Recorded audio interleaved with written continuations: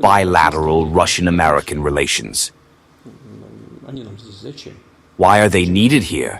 What will they be doing? Incidentally, during both the phone conversation and the meeting in Riyadh, the Ukrainian crisis was, of course, mentioned, but it was not substantively discussed. We only agreed that we would approach it in due time. In this sense, and in this case, of course, we do not rule out the participation of European countries. I want to emphasize that we also respect the position of our friends in BRICS, who have formed a group of peace supporters. Just today, I spoke with the President of the People's Republic of China, and we discussed this as well.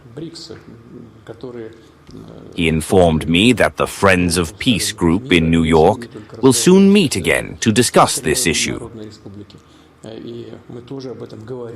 We not only welcome but are also grateful to all our partners who raise these issues and strive to achieve peace. Why am I saying this? Not only Europeans but other countries also have the right and the ability to participate. And we treat this with respect.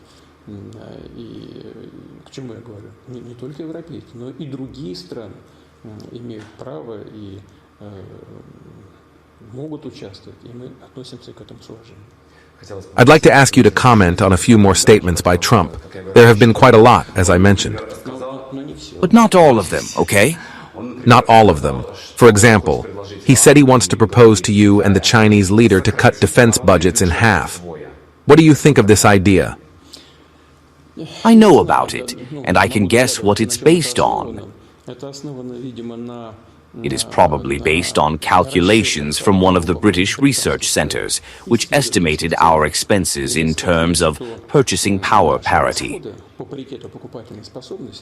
Last year, the U.S. had, I believe, already reached $968 billion, and if you combine Russian and Chinese expenditures, the figures roughly match. Russia and China together are comparable to U.S. spending.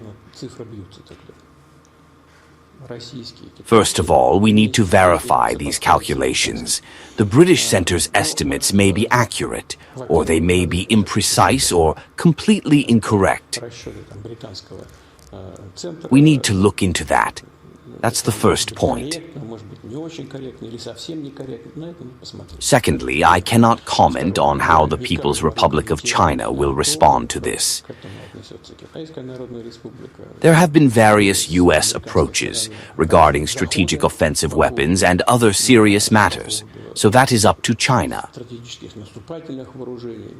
However, as for us, we could negotiate with the United States. We are not against it. I think the idea is a good one. If the United States were to reduce its defense budget by 50%, we would reduce ours by 50%, and then China could join in if it wished. We consider this proposal a good one and are open to discussions on the matter. Trump also imposed a 25% tariff on steel and aluminum imports from all countries. We used to have good cooperation with the U.S. on aluminum. What do you think of this trade policy? Right now, I don't want to comment on U.S. trade policy. It has been tied to sanctions for many years. We consider these sanctions illegal and harmful to global trade and the economy. In my opinion, they damage both us and those who impose them. As for trade policy, higher tariffs, duties, and so on, each country determines for itself what is beneficial and what is not. I understand the logic behind it: to bring production back home, create jobs, ensure tax payments at all levels, and so on. But at some point, these measures will inevitably face certain difficulties, such as inflationary pressure, rising product costs, and so forth. But that's something the experts can explain to you in detail. As for aluminum, in 2017, if I remember correctly, we supplied about 15% of total U.S. aluminum imports. Approximately 15% came from Russia. In general, the U.S. produces about 60% of the aluminum it needs domestically, while 40% is imported. Of that, 15% used to come from the Russian Federation. Today, the main importer is Canada. If the decision were made to open the U.S. market to our producers, we could sell approximately 2 million tons on the American market. This would not have a significant impact on price formation, but, in my opinion, would still have a stabilizing effect on price levels. More importantly, in my view, is that we could explore joint efforts with American companies in this sector. For instance, back in Soviet times, there were plans to build a new hydroelectric power station in the Krasnoyarsk region and expand aluminum production there. After all, aluminum is primarily about energy, and preferably cheap energy. Hydroelectric power is both inexpensive and environmentally friendly. These plans, dating back to Soviet times, still exist. However, they are capital-intensive and require significant investment. By preliminary estimates, such a project would cost around $15 billion in today's prices, but it is worth considering. Yes, the current U.S. president's policy is focused on relocating production within the United States. However, if American companies operate in Russia, that would also be beneficial, and significantly so. These companies would earn substantial profits, and the corresponding volumes of aluminum would be supplied to the domestic market at fully reasonable market prices. There is much to consider here, including cooperation on rare earth metals and other areas, such as energy.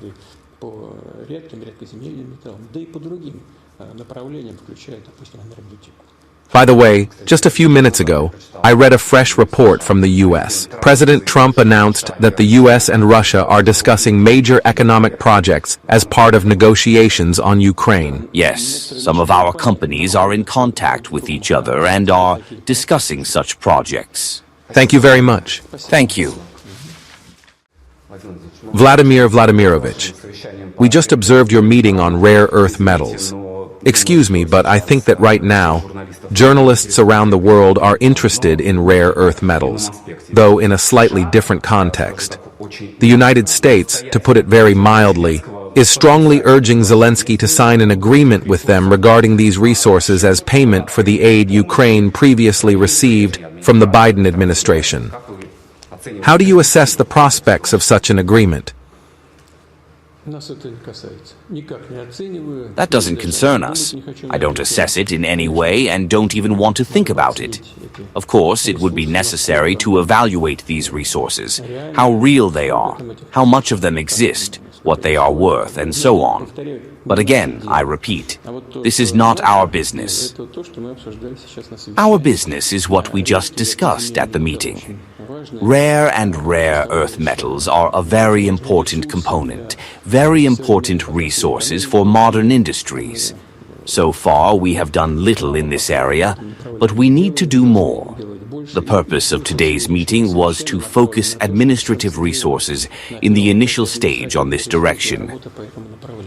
By the way, we would be willing to offer cooperation to our American partners as well. And when I say partners, I mean not only government and administrative structures, but also companies, if they were interested in joint work. We undoubtedly have an order of magnitude, let me emphasize this, an order of magnitude more of such resources than Ukraine. Russia is one of the undisputed leaders in rare and rare earth metal reserves. We have them in the north, in Murmansk, in the Caucasus, in Kabardino-Balkaria, in the Far East, in the Irkutsk region, as well as in Yakutia and Tuva. These are quite capital-intensive investments, capital-intensive projects. We would be happy to work jointly with any foreign partners, including American ones. And, by the way, regarding the new territories, the same applies. We are ready to attract foreign partners. The so-called new historical territories that have returned to the Russian Federation also have certain reserves. We are ready to work with our foreign partners, including Americans, there as well. In the new regions as well? Yes, of course. These days we are seeing a barrage of statements and discussions, and everyone is talking about Trump, why he is speaking so harshly, saying that Zelensky must hold elections and that his approval rating is at 4%. Europeans are heavily criticizing Trump for these statements. And now there are opinions that the current approach of the US president is actually playing into Russia's hands. Do you think that's the case? I believe that is absolutely not the case. I have my own perspective on this, which is the opposite of what you just described. The fact is, the current head of the Kiev regime is becoming a toxic figure for Ukraine's armed forces because he issues absurd orders that are not driven by military considerations, but by political ones. And it's unclear what they are even based on. This is leading to unjustifiably high losses, if not enormous or even catastrophic losses, for the Ukrainian army. He is also becoming toxic to society as a whole. I believe this is reflected in today's vote in the Rada on extending his powers. Finally, he has cornered himself with his decree banning negotiations with the Russian Federation on a peace deal, effectively shutting down those talks. The issue here is that he is avoiding negotiations. Why? Because if negotiations begin sooner or later, and most likely quite quickly, it will lead to the necessity of lifting martial law. And as soon as that happens, elections will have to be held. There will be no grounds to postpone elections anymore because, right now, they are not being held under the pretext of martial law. But if negotiations start and the quick cancellation of martial law follows, elections will have to take place immediately, and this presents a serious problem for the current head of the regime. Because in reality, it doesn't matter whether his approval rating is 4% or something else. What matters is that, according to our data, which is objective, his rating is exactly half that of his closest potential political rival. That would be Mr. Zelensky, the former commander of Ukraine's armed forces, who has been sent into exile in London. His approval rating is twice as high. And if we add to this the potential support that this candidate could receive from other political figures, including former prime ministers or former presidents, then the current head of the regime has absolutely no chance of winning an election. His chances are zero. Unless, of course, the results are blatantly rigged. But even that would be bad for him because it would be too obvious. So, he is a factor in the deterioration of the army, society, and the state itself.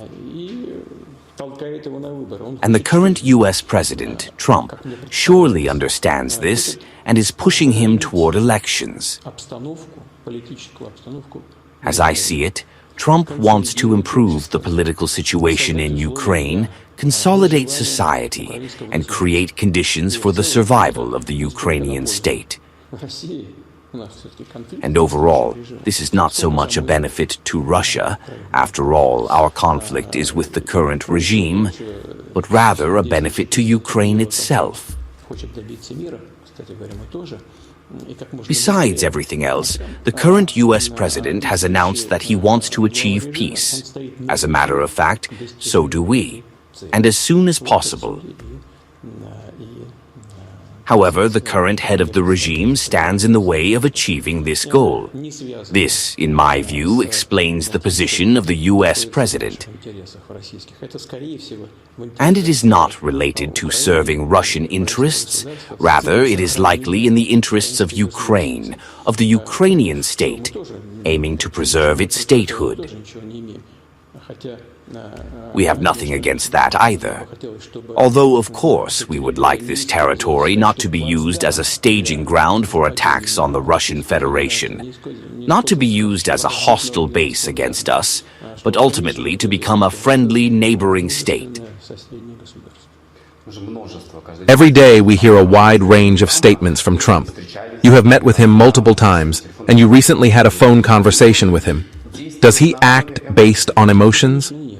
Of course not.